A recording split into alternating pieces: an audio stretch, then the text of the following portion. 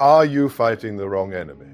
Most of us know exactly what to do, we just don't do it. Today, we're comparing two battle plans to bridge that gap. The warrior, who treats procrastination as a war against resistance, and the monk, who simply responds to what the moment needs.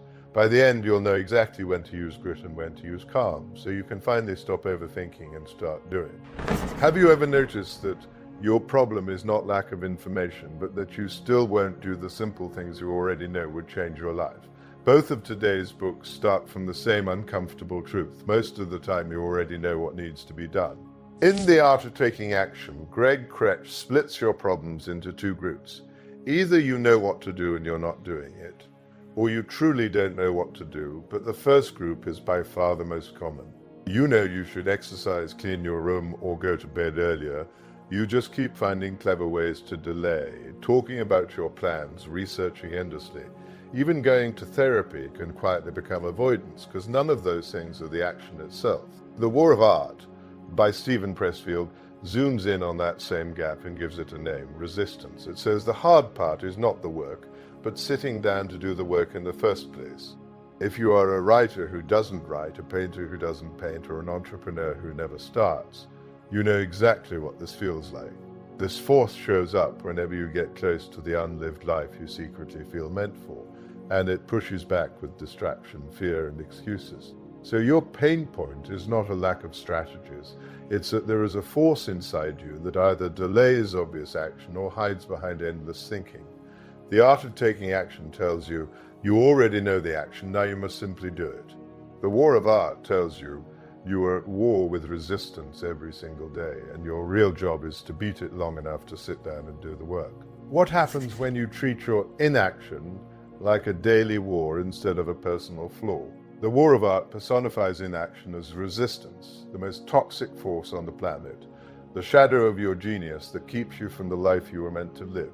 Instead of telling you to wait for motivation, it shows a writer's routine built like a ritual of battle. Wake up, handle small tasks, put on lucky boots, sit in the same chair, say a prayer, and then write for about 4 hours no matter how it feels. The key detail: he does not measure success by word count or quality. The only thing that matters is that for that session, he has overcome resistance. From this worldview, your job is not to feel inspired or confident.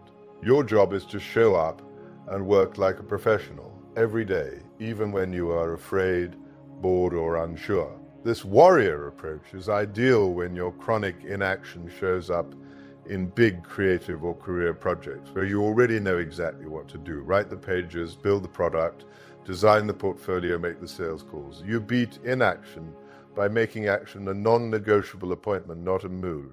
Let's imagine you want to finally write your first book. If you apply the warrior mindset incorrectly, you might obsess about your genius and build complicated rituals, but then still give your feelings a veto. You tell yourself, today is not the right day, the idea isn't clear, I need to think more, and you do everything except sit down and type. You might outline, tweak fonts, rearrange your desk, but by the end of the day, resistance has won and there are still no pages. But if you apply the warrior approach correctly, you make a promise. You decide that from 10:30 to 2:30 every weekday, you will sit down at your desk, turn on your computer, and write. You keep that promise whether you feel inspired or not. Your only metric is, did you sit and do the work for that time? Not, was it brilliant? After weeks of this, you have a finished manuscript, even if nobody knows or cares yet. Just like the author who typed the end after 26 months of work and felt like a dragon had finally died at his feet, you now have something real that did not exist before. Now flip the same book writing scenario through the monk's lens. If you only used the monk's approach here, you might pay attention to how you feel about the project, notice your environment, and ask yourself what truly needs to be done now. You might decide today's need of the situation is to think more, journal about your doubts, or clean your workspace to feel clearer. Those actions can help, but if you stay in that mode too long, you risk living in preparation and never crossing the painful threshold into the writing itself. So for big, long-term creative or professional work where you already know the steps, The discipline found in the War of Art is more practical. It forces you to sit down and do the work regardless of mood, and it defines success as showing up, not as feeling ready. The art of taking action alone can keep you gentle and reflective here, but if you lean on it without structure, you may stay too soft on the very resistance that needs to be attacked. What if your inaction is not just laziness, but a confused response to constant change? The art of taking action looks at your inaction in the middle of an impermanent world. Life keeps changing, things break, people leave, seasons shift, and each change asks a new question. What do I need to do now? The book uses simple images. A pressure cooker bursts and soup flies everywhere. Winter turns to spring and the garden must be prepared. The lawnmower breaks, hair clogs the bathtub. You cannot wish the mess away. You must calmly shut off the gas, grab a rag and clean the ceiling. This is the monk's approach. You accept your emotions and thoughts as they are, but you do not let them run the show. Instead, you pay attention to the needs of the situation. You look around your living room for 5 minutes and notice dust, clutter, dirty windows, and books out of place. You can fill a page with tasks just by paying attention. The art of taking action warns that while these personal tasks are necessary to clear your mind, stopping there keeps you trapped in your own small orbit. The deeper level of the monk approach is letting that attention reveal how you can connect to others, like filling an empty bird feeder, picking up trash by the road, or noticing what a friend lacks so you can offer a thoughtful gift. The monk mindset also teaches that everything, including your current mood, is impermanent. Your anxiety, anger, or despair will not last forever. They rise and fall like everything else. Your job is to accept both the external situation and your internal reaction, then calmly ask, what are the needs of the situation right now, and act on that. Imagine you are overwhelmed in your apartment. You know it's a mess, your health habits are off, and you feel stuck. If you use the monk approach incorrectly, you might just sit and stare at the chaos, feeling sad, repeating, I have to accept impermanence, but not actually moving. You may overthink what the most meaningful action is and do nothing because you want the perfect answer. You end the day mentally exhausted, still surrounded by the same mess. Now imagine you use the monk method well. You sit down on the floor and simply pay attention to your surroundings for 5 minutes. You notice dishes piled up, dust on the shelves, clothes on the chair. You also notice that your mind is racing and your chest feels tight, and you accept that feeling instead of fighting it. Then you ask, what needs to be done now? And you choose one small concrete action. Wash the dishes. As you wash, your mind starts to calm because your focus is on the task, not the drama in your head. After the dishes, you take one more action, clearing the clothes from the chair. Bit by bit, your environment changes, and so does your mood, because you respond to reality instead of getting lost in it. Now flip this same apartment scenario through the warrior lens. If you only use the War of Art here, you might declare war on your resistance and force yourself into a strict cleaning schedule, attacking tasks with pure willpower. You might power through for hours, clean the entire place and feel proud, but also burned out. The next day, because you ignored your limits and emotions, you may swing back to total collapse. You won once, but you did not build a gentle habit that lets you keep taking care of your space when life shifts again. For changing everyday situations, messes, crises, health habits, relationships, the approach in the art of taking action is more practical. Accept your feelings, look clearly at the world around you, and take the next needed action one at a time. The War of Art can push you into brute force cleaning or self-improvement sprints, but without the monk's acceptance of impermanence and attention to reality, that intensity can be hard to sustain. How do these two methods actually play out when your job or business is on the line? Take a common pain point. You know you need to reach out to potential clients, send pitches or apply for jobs, but you stall. You read, you plan, you tweak your portfolio, but you don't send the emails. This is the knowing but not doing problem in its purest form. Let's put both books into this same situation and see what happens. If we start with the warrior approach, applying it the wrong way looks like this. You tell yourself, tomorrow I will send 20 emails, no excuses. When tomorrow comes, you feel fear and anxiety. Instead of accepting that fear, you start negotiating with resistance. You check social media, adjust your CV again, make coffee, look up better strategies, and by the time you are done, the day is gone. Resistance has won while you were busy pretending to prepare. But applied correctly, the warrior approach sets a clear professional rule. Every weekday from 9 to 11, you sit at your desk and work only on outreach. You do not care whether you feel brave, inspired, or ready. When the time comes, you sit down, open your email, and start sending messages. Your only success metric is, did you put in the 2 hours and hit it with all you've got? Over weeks, this warrior discipline builds a real pipeline of opportunities instead of just thoughts about opportunities. Now let's look at the monk approach. Used incorrectly, you might sit down and think, what is the deeper meaning of this job search? What do I really want? What is truly needed?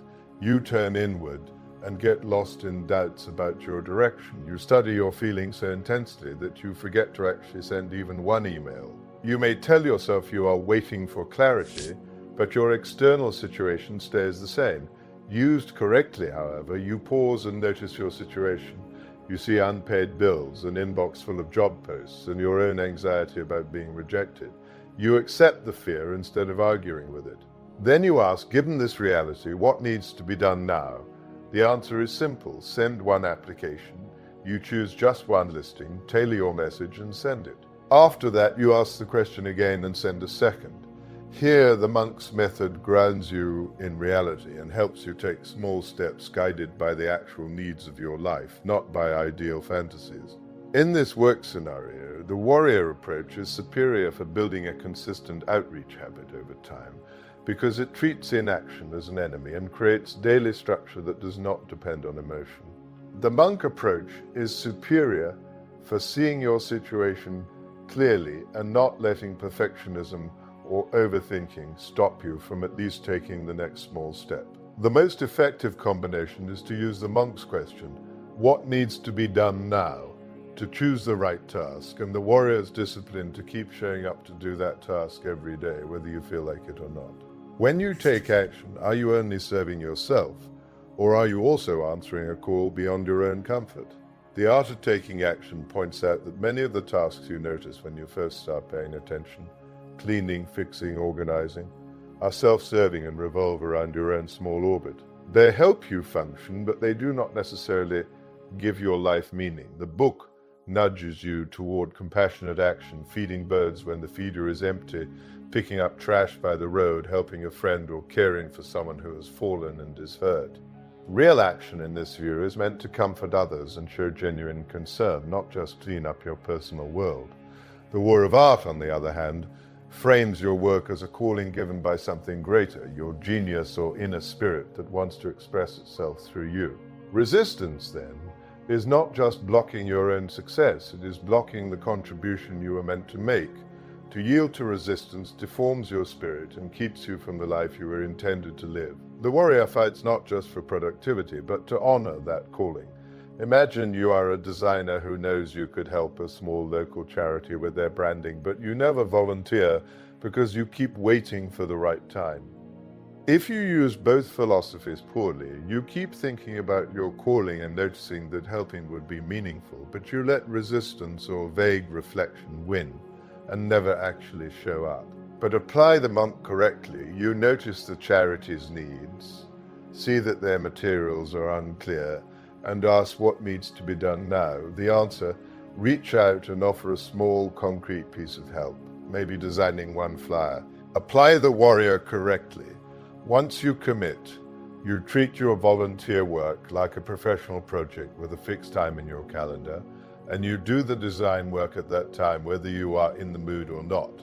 Now your action is both compassionate and disciplined. The art of taking action shines when your inaction hides behind confusion about meaning and when you need to look beyond your own orbit to act for others. The war of art shines when your inaction hides behind fear and when you need to honor a specific calling through consistent professional level effort. For chronic inaction, the most powerful path is to let the monk help you see clearly who and what your action is for, and let the warrior make sure that action actually happens day after day. In the fight against chronic inaction, the warrior and the monk do not cancel each other out. They cover each other's blind spots. If you only follow the war of art, you gain iron discipline, but you risk bulldozing your own limits and ignoring the changing needs of your life and the people around you. If you only follow the art of taking action, you gain calm, clarity, and compassion, but you risk drifting into endless observation without the hard daily grind that brings your potential into reality.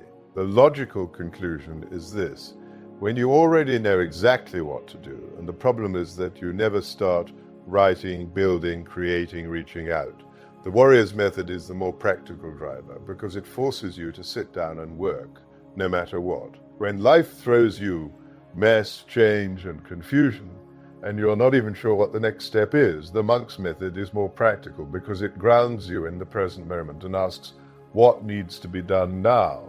In your daily life, you can blend them. First, use the monk's question to see the situation clearly. Accept your feelings, look at reality, and pick the next meaningful action. Then, once that action is clear, switch to warrior mode and do it with full commitment, on a schedule, without giving resistance a vote. If you treat your life this way, letting the monk choose the right battles and the warrior show up to fight them, you stop merely collecting ideas. You finally cross the line from knowing into doing. And what if the resistance you're fighting isn't a mindset, but actual cognitive decline?